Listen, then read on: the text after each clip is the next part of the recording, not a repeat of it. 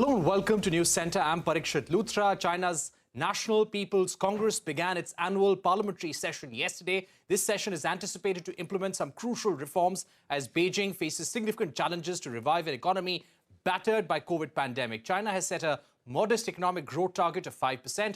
The country's GDP last year grew only by 3%, with the economy being clamped down by stringent COVID restrictions and weaker demand for Chinese exports. The highlight of the budget is China's spending on defense, which has been hiked by 7% to $224 billion. It is for the third time that China's official defense outlay has crossed the $200 billion mark. China's outgoing premier Li Qiang said external attempts to suppress, contain China are escalating, and hence armed forces should intensify military training and preparedness. Let me take this forward by going to Jonathan Cheng, China's bureau chief for the Wall Street Journal, also Steve Cochrane, chief Asia-Pacific economist at Moody's Analytics. Thank you very much for joining us. Jonathan, give us a sense of the roadmap that the Chinese government has laid out for the year 2023 in terms of their key priorities.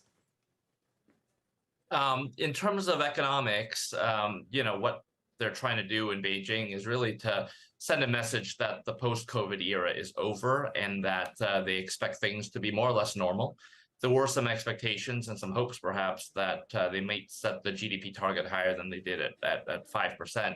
But really what they're saying here is that they do have other priorities that are not just economic that they want to deal with.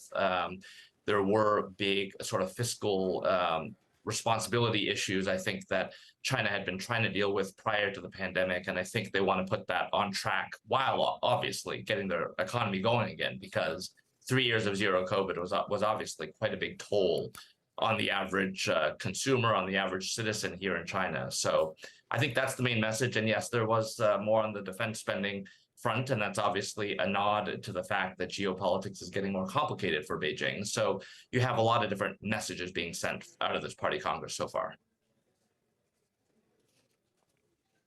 Right. And Jonathan, what's your sense of the defense budget and the priorities that Xi Jinping has laid out for the defense sector?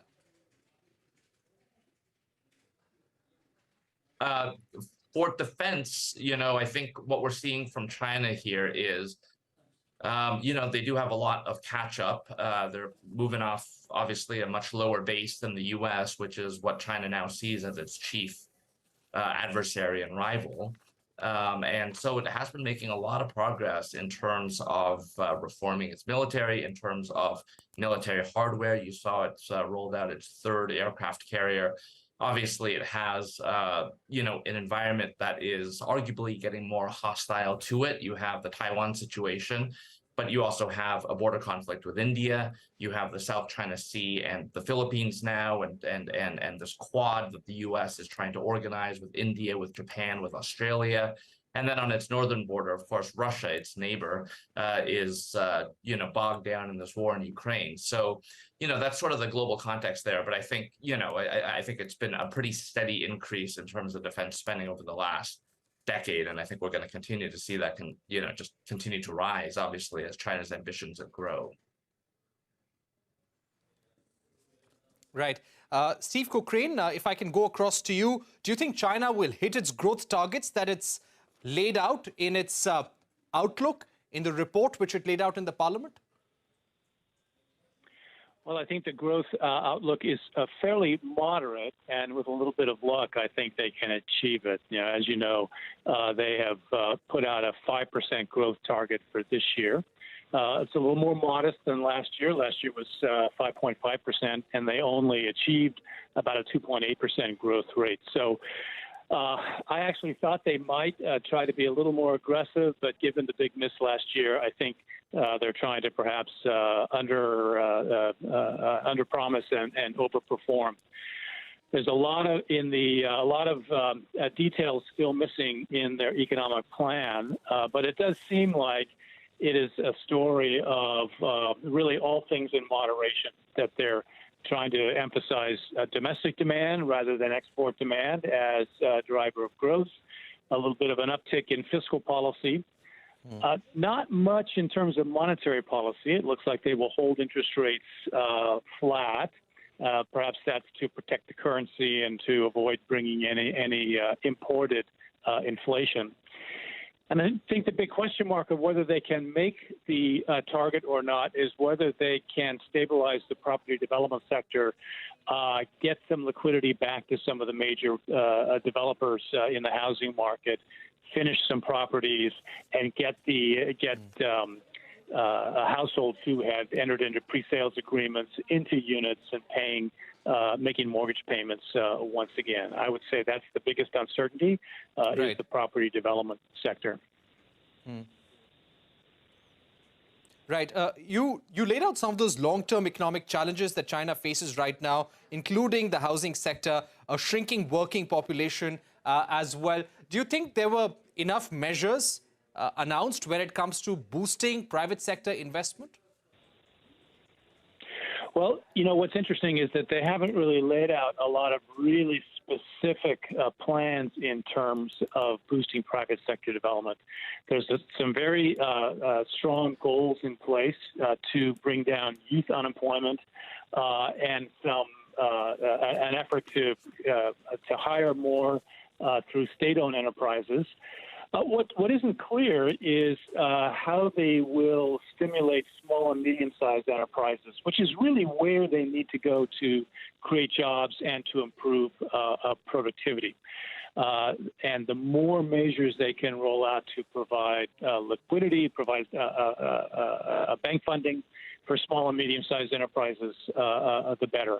But it really isn't that clear how they plan on doing it. But that's another key component of the economic plan for this year and indeed longer term, because rising productivity and improved private sector employment and private sector growth is key in this environment of a shrinking population, shrinking labor force, and so forth. Right. Jonathan, coming back to you on the issue of managing COVID-19, the earlier zero COVID policy had been criticized widely by experts around the world because of the economic impact it had on the ground, economic impact on supply chain, movement of people across China. There was a reference to COVID-19 and how it will be managed in the days ahead. What does this say about the government's roadmap in case the COVID cases see a surge again?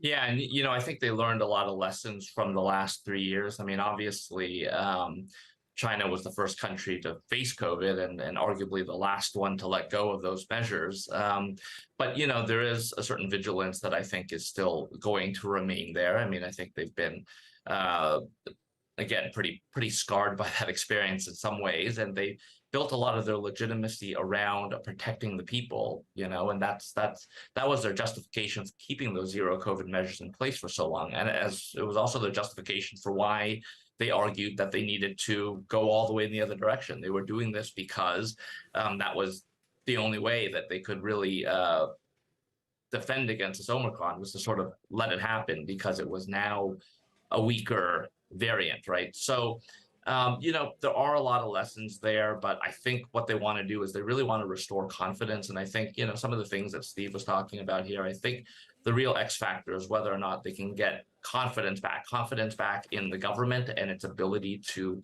manage things well, the economy well, people's health well, and whether or not they can make households and make companies more confident to hire more workers, confidence for households to spend more, to buy automobiles, to splurge on dining out, on travel, on all these sorts of things, because exports were really a big engine of the pandemic playbook for China's economy, but that's pretty tapped out right now, and I think we're going to see that when we get trade data tomorrow. But they really need the consumer to step up here and for companies to hire and to invest, and that really is a question of confidence. Right.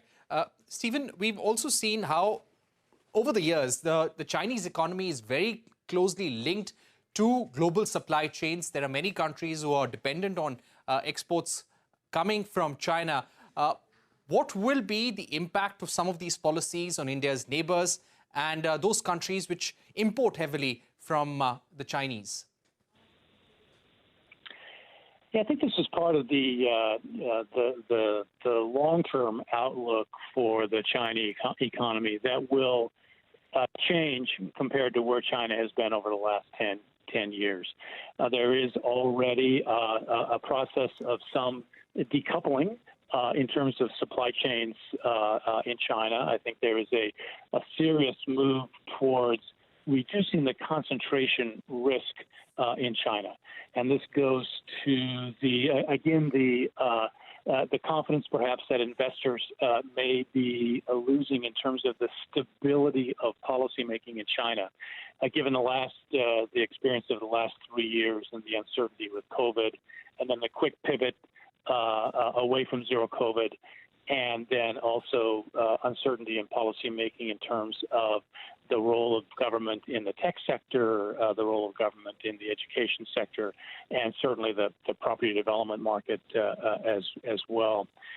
So not that investors are going to exit from China, but what's now commonly being referred to as China Plus One, that many firms who have global supply chains will maintain a presence in China. It's a very efficient economy to operate in, but there will be an investment away from China as well in Southeast Asia. It could be in Latin America. It could be in North Africa, Eastern Europe, in terms of supplying different manufacturing home bases around the world. So this will be a bit of a drag for the economy in China longer term. Right. Jonathan, the Wall Street Journal has also reported on China's plans to create a new regulator for data governance. Do we know more about the contours of this body that is set to be created, and what will be the implications for this?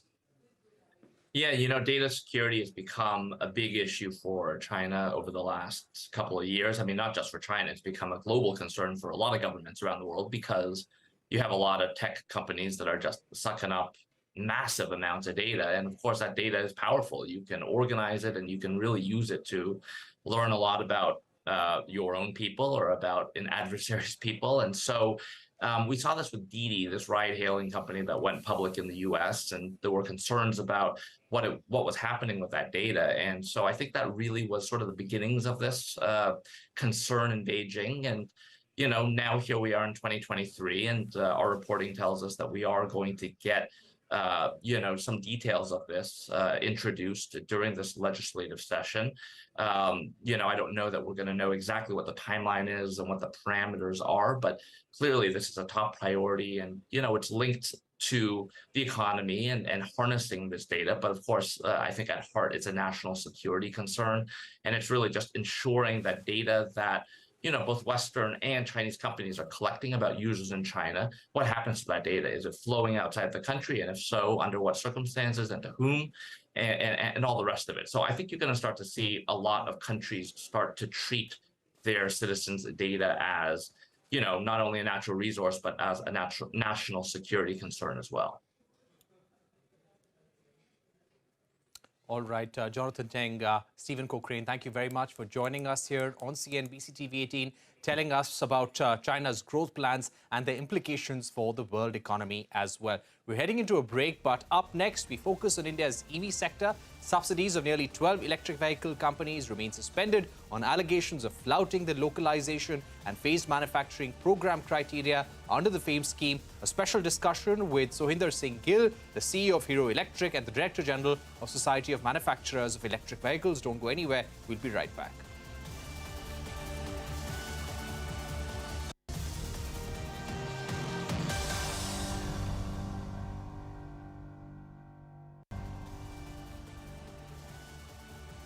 Welcome back. You're watching Newscentre. Subsidies of close to 12 electric vehicle companies remain suspended on allegations of flouting the localization and phased manufacturing program criteria under the FAME scheme. Testing agencies like the Automotive Research Association of India and International Centre for Automotive Technology are verifying whistleblower complaints against several companies by visiting their factories and examining production and supply chain records. Recently, the agencies are also verifying complaints received against Ola Electric, TVS and Ather Energy. One, for selling vehicles above 1.5 lakhs, which is the price cap under FAME, and secondly, for sourcing components indirectly through a maze of companies to avail subsidies. Sources tell us the government is in the process of putting in more checks and balances in the disbursement of subsidies through the FAME scheme and may also hand over the probe into misappropriation of subsidies to a investigating agency. Let me now go across to Sohinder Singh Gill, Director General, Society of Manufacturers of Electric Vehicles, also the CEO of Hero Electric.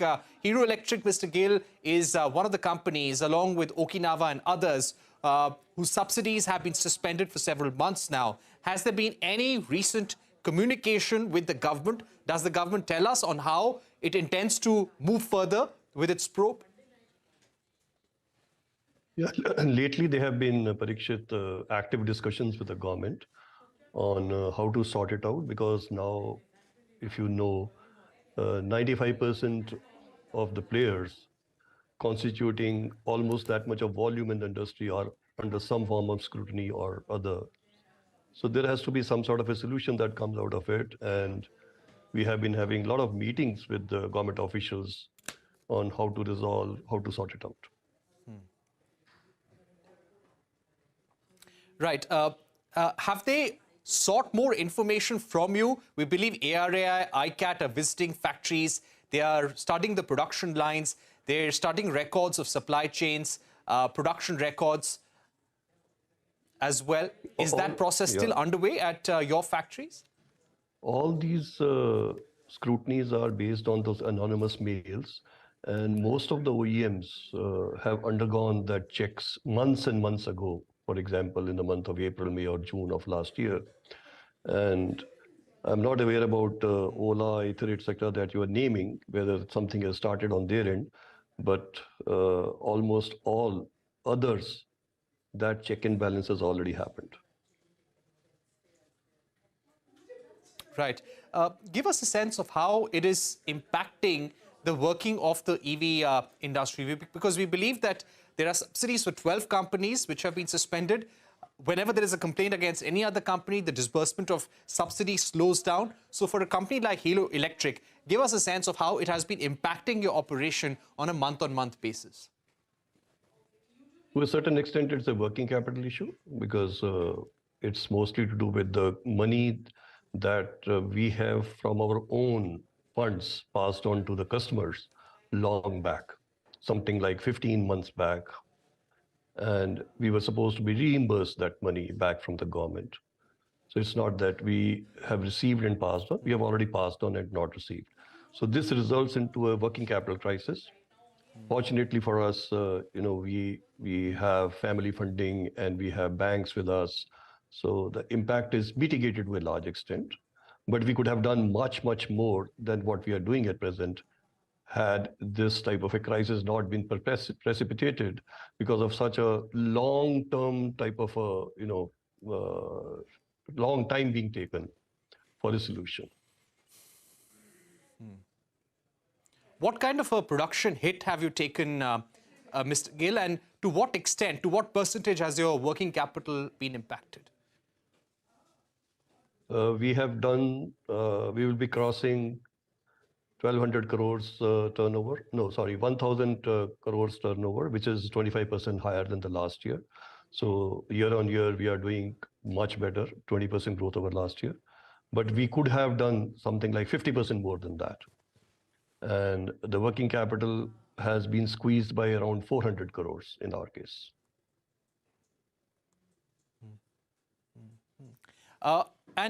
We widely know that electric vehicle makers are currently suffering losses per vehicle because of the battery cost.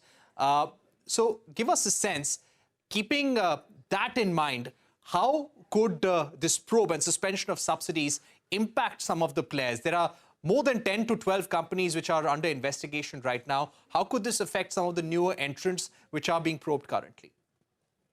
In fact, Parikshit, none of the companies, including the new ones, had made any money or any profits since inception. So we're all used to it. But in addition to the battery cost, because of EAS 156 phase 2, there has been certainly cost increases, which many of the companies are even absorbing.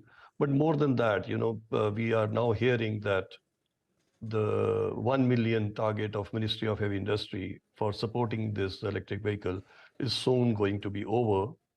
And we are not sure after that, after a few months, maybe 2 or 3 months, whether there'll be any subsidy left for anybody in the space to pass on to the customer. So perhaps we are in for a no subsidy regime as far as it needs, we know, unless there is a transparency on that in the coming few weeks so that the business plan can be tweaked accordingly. Right. We also hear that the government could file an FIR, hand over the probe to a investigating agency. Have you got a sense from the government on how this matter could proceed in the days to come? We believe that the internal probe of the government is over, Mr. Gill. There are 2 or 3 levels of what we hear from associations. There are 2 or 3 types of scrutinies. See, one of them is not in case of 2-wheelers, but 3-wheelers where they have been using, for example, lead batteries in place of lithium, which certainly is a matter of seriousness and therefore probe. Second is like breaching that 150,000 rupees and sort of selling things outside of that and getting the subsidy. This also may be escalated to, some sort of investigation. And the third level is localization. In localization, basically it is all certified vehicles, fully FAME certified, CMVR certified vehicles continue to be sold. Only the vendor A could not change to vendor B in time. And therefore there's a delay from vendor A to vendor B. So out of perhaps the whole industry has sold around 3 lakh vehicles under this type of a delay. One will have to go to each vehicle and see where they were 98% compliant, 60% compliant, 70% compliant, and accordingly form a solution rather than say, even if it is 2% not compliant, the subsidy should be 0. I think we are heading for a proportionality type of a solution in this case. Right. All right, Mr. Gill, thank you very much for joining us here on CNBC TV18. Let's see what happens in the days to come as the government concludes its probe into these cases of misappropriation of FAME subsidies and flouting of the phased manufacturing norms as well. With that, it's a wrap on this edition of Newscentre. Thank you for watching. Goodbye.